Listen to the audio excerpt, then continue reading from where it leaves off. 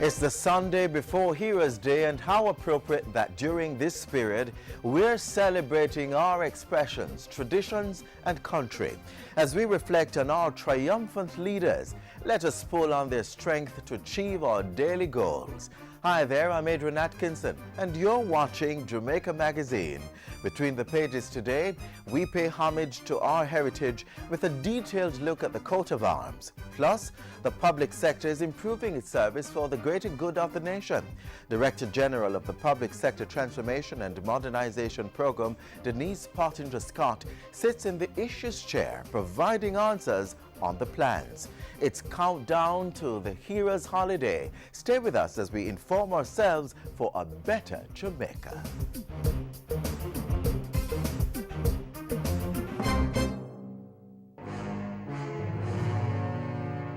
Chikungunya is a viral infection transmitted when an Aedes aegypti mosquito bites an infected person and then bites someone else. Symptoms include high fever, headache, joint pain, muscle pain, and rash. If you suspect that you've been infected, take paracetamol such as Panadol, Cetamol, and Tylenol. Infants, children under 5 years old, pregnant women, the elderly, persons with sickle cell and chronic illnesses such as diabetes and cardiovascular disease are at risk for more severe symptoms and must see a doctor for proper evaluation and monitoring. Fortunately, most cases of CHIKV are mild, but if your symptoms worsen, you need to see a doctor. For more info, call 1-888-1-LOVE from 8:30 a.m. to 4:30 p.m. That number again, 1-888-663-5683. Longing for flexible work hours? Well, the Ministry of Labor and Social Security is ready to give you just that through its new flexi-time arrangement. This means both you and your employer can arrange the traditional 40-hour work week in a way that best suits your needs and that of the organization to which you are employed. So expect a shorter work week, more family or business time, more jobs through part-time work opportunities, reduced traffic during peak hours, improved customer service due to varied opening hours, reduced absenteeism, and much more. So come on, balance work, balance life with FlexiTime.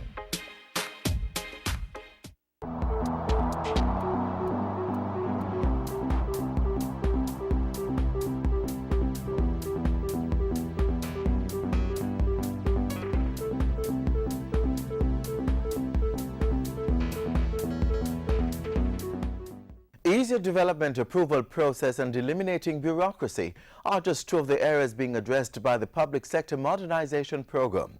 To tell us more on this unit is the Director General, Denise Pottinger-Scott. She is up shortly with Ian Boyne, but first we hear from the Finance Minister. The Cabinet also reviewed and agreed to a plan for public sector transformation and finalized an action plan in this regard. This action plan is what you might call a continuously updated plan, in the sense that as tasks in the plan get completed, new priority tasks will be incorporated into the plan as we continue to implement over the course of the next 3 or more years. Thanks for joining us for Issues and Answers. I'm Ian Boyne. A lot of people are now talking about public sector reform. This is another major plank of the government's economic reform program. And we have with us today the Director General of Public Sector Transformation and Modernization. This is Denise Pottinger-Scott. She'll be telling us about the next steps in this important public sector reform program. We thank you for your company. Good to have you on the show. My pleasure. As I said, the public sector reform is the next big thing to take place in the economic reform program. The Cabinet has recently signed off on a new program, and it's important to outline what are some of the key elements of this public sector transformation modernization program. Thank you, Mr. Boyne. just to step back a little bit before actually identifying those elements, the Public Sector Transformation and Modernization Program has more or less taken over or replaced the Public Sector Modernization Program and the MRP, everybody knows it as MRP, which was the, yes, it was the Public Sector Master Rationalization Plan. And a lot of improvements as well as amalgamations so as to be able to gain efficiencies have in fact taken place. And it is important to point this out because we think that this is a way of really concentrating the efforts of the administration, of the government, rather than fragmenting it in different entities. Just to make a point, first there was a public sector modernization division, and then there was a public sector transformation unit. Yes. 2 entities. Yes. So now those have been merged. Yes. So you are leading by example, by getting your own act together in-house. Yes. Before you lead the general thrust. Okay. Right, because we think we will have a much better impact, and of course we will build efficiencies in that. Yes. And you mentioned that the government has now signed off on a program, and they have identified those areas that we think are achievable within the next 6 to 12 months, or roughly approximately 18 months. Okay. Why have we picked that time period? The truth of the matter is that we do have a 5-year plan. We have thought through over the next 5 years what are some of those changes that we want to see in the public sector. However, we want to accelerate the implementation process by focusing on those things that we think will have the greatest impact in the shortest possible time in terms of growing the efficiencies within the public sector as well as contributing to growth. So what are some of those things? What are some of those key areas? If we talk in very broad terms at first, we looked at things that affected the ease of doing business in Jamaica. We also looked at the use of ICT, that is information communication technology, in building efficiencies and supporting the work of the public sector. We looked at that important group, the HR management structures inside of the public sector, to see what are some of those changes that could be made so as to get our service delivered to our citizens in a much more expeditious, courteous, and more convenient. And by convenient here, I'm talking about trying to reduce the time people have to spend to get government services in various areas, so that is HR. We looked at also the business of governance and accountability. And we also looked at the 5th area being the whole business of administrative efficiencies, and a number of things would fall under there. But if we go back to the actual action plan, we have a number of projects, but we knew that we couldn't do all of them with the same effectiveness all at the same time. So the idea is to identify those projects within the various categories that I mentioned that we can have the greatest impact I mentioned before, and as quickly as possible. So in the case of ease of doing business, for example, here we are thinking about not just the citizens, but in general, but we are thinking of them, of course, but also businesses. It's how to improve the business, local investors too. Local investors too. One of the things in I want to take the break at this point, Mrs. Pottinger, Scott, and she's looking at the areas of improvements that are going to be made in the public sector. The public sector consumes a significant part of the government's budget, and it is in the interest of all of us to have the public sector operating efficiently. The Director General of Public Sector Transformation and Modernization, Mrs. Venice Pottinger Scott, is here talking to us about the thrust of modernization. We take a break, but we'll be right back.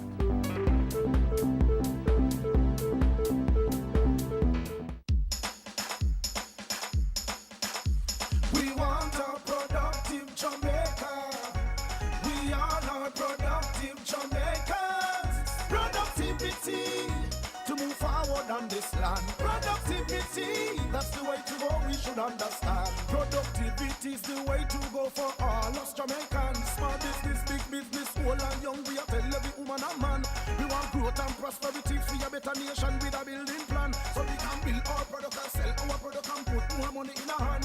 Our economy can rise to a level and build a better nation. Productivity to move forward on this land. Productivity, that's the way to go, we should understand. Productivity to move forward on this land. Productivity, that's the way to go, we should understand. Productivity. Productivity, pathway to prosperity. A message brought to you by the Jamaica Productivity Center, a department of the Ministry of Labor and Social Security.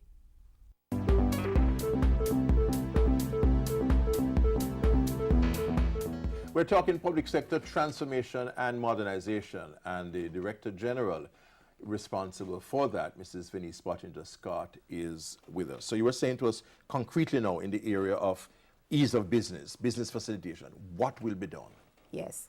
One of the areas that I know has been extremely problematic in the past is the whole business of the development approval process. And we are going to be focusing on increasing or extending the introduction of automation.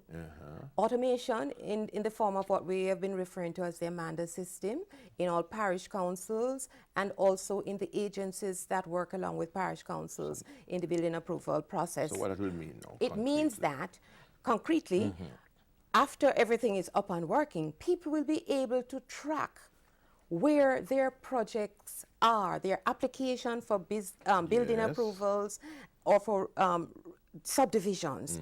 They will be able to track where the approval process has reached. So and that you've worked out some timelines that it won't take more than this number of days for approvals to be made. Have you put yourself to those because accountability standards? We are targeting the 90-day as the 90-day as that maximum that it should take. We know that sometimes you have some projects that may be a little bit more complex. But the important thing is that there is what is called, in short, an acronym DAC, which is the that center where all of the discussions take place about what you need to submit. Because a lot of times the delays are due to the incompleteness of information submitted. So we have to have a way of ensuring that people know what they have to do, what they have to submit. Yes, and then the 90 days start when all information has been placed in the system, and then the tracking, of course. Now, another area, and that is the Amanda system, because we're going to be automating, people will have better knowledge as to where their things are, and of course, it is visible to all of the participating agencies, so we will know where the delays are and how to expedite. Now, another area that we are going to be focused on is this business of the, it is called the GEI, which is the Electrical Inspectorate Office. Now, a lot of times, builders will tell you that they experience a lot of delays because before they can continue and complete their buildings, you have to check the inspectors have to come. And we are also being tracked on that, or ranked in terms of our delivery of electricity services through the various international ranking bodies, especially in the case of the Doing Business World and of course the company. The World Bank Business Report. Yes, and it is our intention to reduce the time it really takes to get those approvals through the system, through re-engineering the processes as well as automating. Yes, using automation again in that system. Yes. Okay, so that is about the ease of doing business and improving the environment. And those are just two things. I mean, there are a number of other things, but those are some of the main ones. Now, another area that we are going to be focusing is using the strategy of shared corporate services so as to be able to build economies in government. What does that mean? We intend to use arrangements to allow MDAs, that is ministries, agencies, and departments, to concentrate on some of the main areas, their core functions, and those more routine, repetitive functions can be grouped in a single, or depending on which model is used, different entities, so that the daily operations of the institutions, whether it is in relation to HR, in relation to legal services, in relation to internal audit, what have you, the core things that need to be done can be concentrated in the ministries. And through the use of what is called service level agreements, where the entity that takes on these responsibilities, they agree on the standards of delivery, the timing, and so on and so on. And you know that when you tend to congregate functions over time, you gain efficiencies because you really are specialized in these areas that you can move much faster. While in the case of the main ministries, they focus on policy development, more strategic work, and so on, can go on. And when you group them, of course, you have economies of scale. So the intention is to use that shared corporate services approach to try and deal with some of the areas and functions inside of government. In fact, one of them may be communications and public relations in the long run. Yes, that is one of those areas that has been signed off on as a possibility. And you are hoping to effect significant savings to government as a result of the work that you're doing in transformation and modernization. Yes, and each time we talk about building efficiencies, although sometimes you know you don't necessarily illustrate what you mean, the fact of the matter is that by saving time, by saving time and making things more expeditious, and of course using re-engineered processes, you are in fact making it cheaper. There are other more direct saving approaches and strategies that one can use. And one of the areas that we are going to be also looking at is the whole business of privatizations, mergers, and outsourcing in government. But we need to have another discussion because those are critical areas that we need to look at. We also need to look at areas to whether redundancies are coming, whether they're going to be significant cuts. So we need to have another discussion on this very soon. The Director General of Public Sector Transformation and Modernization, Venice Pottinger-Scott, speaking to us about the thrust toward public sector reform. That is a phrase you're going to be hearing a lot of in the next few months, and we want to be a significant part of that discussion. Next week we'll be back. Until then, Ian Bourne wishing you a pleasant day.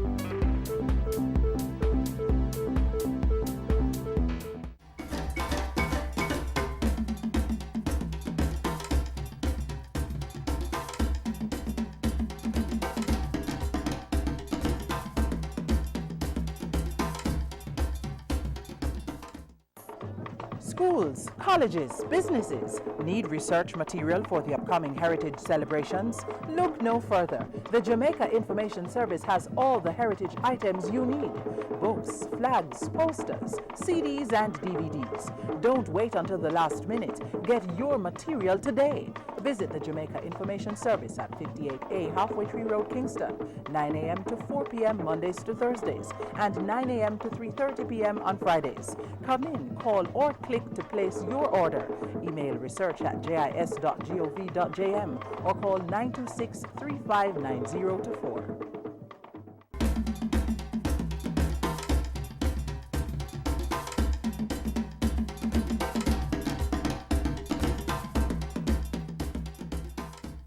Wriggle me this, wriggle me that, guess me this wriggle, or perhaps not. Here one crocodile, some pineapple, and it say, out of many, one people. What may I talk about? You know, say if you say coat of arms, you're bright. It's representative of our culture and can be seen on many national items. Next, a feature on the meaning behind the symbol.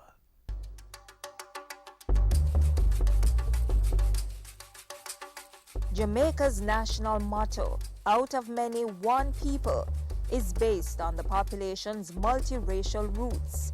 The motto is represented on the coat of arms, which is also known as the Arms of Jamaica. It shows a male and female of the Taino tribe standing on either side of a shield, which has a red cross with 5 golden pineapples. The crest has a Jamaican crocodile mounted on the royal helmet of the British monarchy and mantling.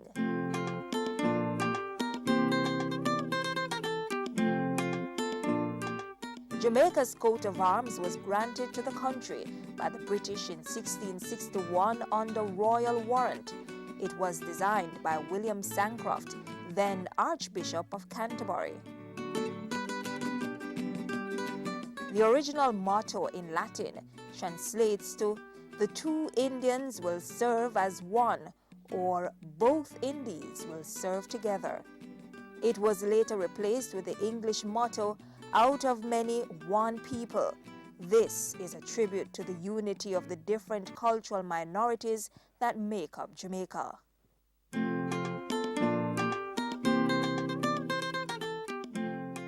To help us take a closer look at the Jamaican coat of arms is logistics and protocol consultant Merrick Needham. How are you? Good to see you. Good to see you again. The Jamaican coat of arms is considered a legacy from the British. What's the legacy? Well, the British, the English in particular, were the first, or among the very first, to design arms, or what's colloquially but not strictly speaking correctly called coat of arms. And they designed very good ones. And this is a particularly good one. It's reflective of a lot of aspects of Jamaica. And it has great antiquity. It's now, as a result of our keeping it, one of the oldest national arms in the world. That's quite a legacy.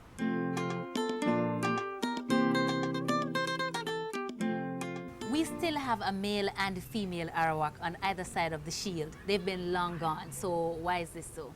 Well, they were the original human inhabitants. It's not their fault that they were decimated largely by the Spaniards and the few that were left to some extent by the English. But, you know, a lot of them escaped to the mountains. They joined the Maroons and so on, and lots of Jamaicans still have some little tiny strain of Taino or Arawak blood in them. Why has it got to change, you know, every time there's a population change? If we say that it should represent Afro-Jamaicans more, well, what about when the Indians started coming and when the Chinese started coming and they took, you know, there's a limit to how you can keep adjusting things. It's tradition. Jamaica has a number of fruits and animals that are indigenous to us. Why the pineapple and why the crocodile? Well, a crocodile is an indigenous creature for Jamaica. And at the time of the design of the arms, there was a lot more swampland and so on than there is now. There were a lot more crocodiles, and they thought they were alligators. In fact, there used to be an old joke that the only alligator in Jamaica is the one on the arms. And so, you know, that was legitimate. And usually arms have fairly aggressive crests, such as a lion or a tiger or a bear or something like that. So, you know, you would want to use an alligator rather than some rather domestic-looking little thing. Pineapple. Why Pineapples. The pineapple, yeah, that's a bit harder for me to justify. It wasn't indigenous. It was brought to Jamaica from the Pacific area by Captain Cook. I think probably just because they look regal as a fruit. You know, it has a crown-like look to it. It is the most central factor, apart from the Cross of St. George, on the coat of arms, which is the bit right in the center of the arms. Regal and suitable. Regal and suitable, yes. Absolutely.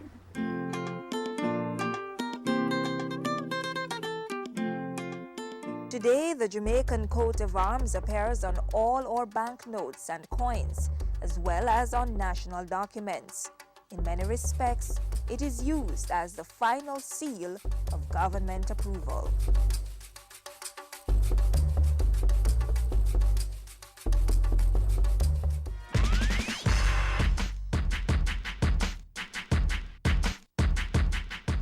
The country is engulfed with talk of chickpea. Children and adults have been affected with flu-like symptoms. Government, for its part, has activated a National Emergency Action Plan, providing more than $500 million towards the effort. Government is also on high alert for and implementing measures to prevent the introduction of Ebola in the country. Already, essential service providers and immigration officers have been trained to detect any threat of the virus to the island. The Health Ministry's Acting Permanent Secretary, Dr. Kevin Harvey, has been discussing partnership with Pan American Health Organization to prepare Jamaica for any possible introduction of Ebola.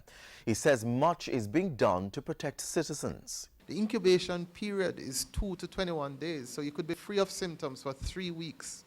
And therefore you could travel anywhere in the world and be perfectly well. Pass through any airport with any fever scanner and not be detected as being ill. Ebola is spread by body fluids. So if you are not ill, if you're not having the fever, the vomiting, the diarrhea, and the bleeding, then your body fluids is essentially intact. So you can't spread it until you start having the symptoms.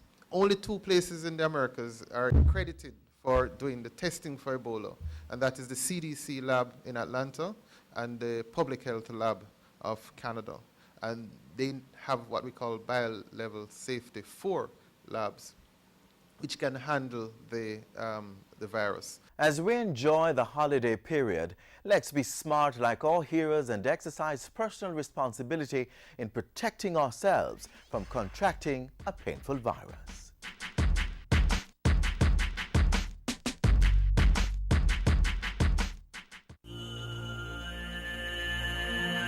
Prevent chikungunya. Get rid of mosquito breeding sites around the home. Empty dish drainers and keep refrigerator troughs dry. Punch holes in the bottom of tin cans before placing them in the garbage. Keep houseplants in damp soil instead of water, and keep flower pot saucers dry. Keep drains, ditches, roof gutters and eaves clean so water will drain properly. And remember to open your windows during fogging. Also, wear light-colored clothing and cover your body as much as possible to prevent mosquito bites. For more information on chikungunya prevention, call the Ministry of Health toll-free at 1-888-1-LOVE. That's 1-888-663-5683. Mondays to Fridays, 8:30 a.m. to 4:30 p.m. A message from the Ministry of Health.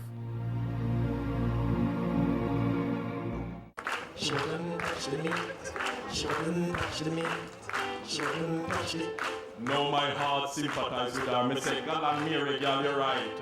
But hear me mind, thank God for me belly. Going to bust tonight, so run the big fan some stale bread. Make Jones some coconut eye. Shot loud, make grudgeful ever know. We're going to eat inside. Life is all about making decisions. Choosing from a number of options to do a particular thing, which may result in a specific outcome. It can be difficult, but there are 4 things you can do to help make that decision. Stop. Check out what's happening and remind yourself to think before acting. Think. Make sure you're aware of the choices, all the advantages and disadvantages. Then think about the consequences. Act. Choose the best option and do something about it. Review. Finally, review what you have done and determine if it was good or bad. That way, you'll be in a better position to make the next decision, whether big or simple.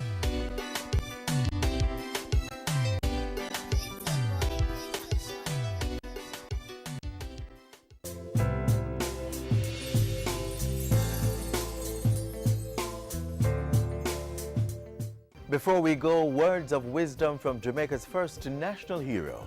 Men who are in earnest are not afraid of consequences. Marcus Garvey encouraging us to remain resolute in our endeavors. The information continues to flow on our website, jis.gov.jm, or you can follow us on Twitter at JIS News. Or for more features, visit our YouTube channel at Watch JIS. Join us again tomorrow on this same station. Until then, I'm Adrian Atkinson. Have yourselves a peaceful holiday.